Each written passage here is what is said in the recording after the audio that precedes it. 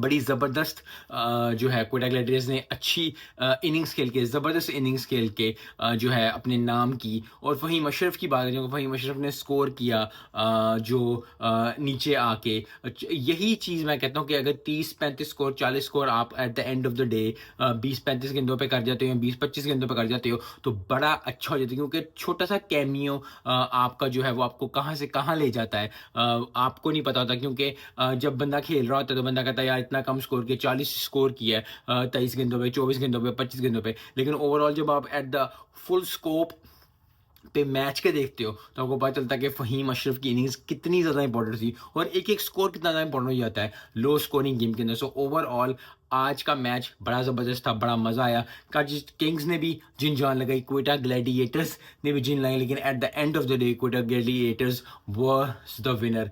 ज़बरदस्त परफॉर्मेंस और I think बहुत अच्छा लगता है, क्योंकि क्वेटा ग्लैडिएटर्स वो टीम है जो कि हमेशा ही जो है जिन जान लगाती है।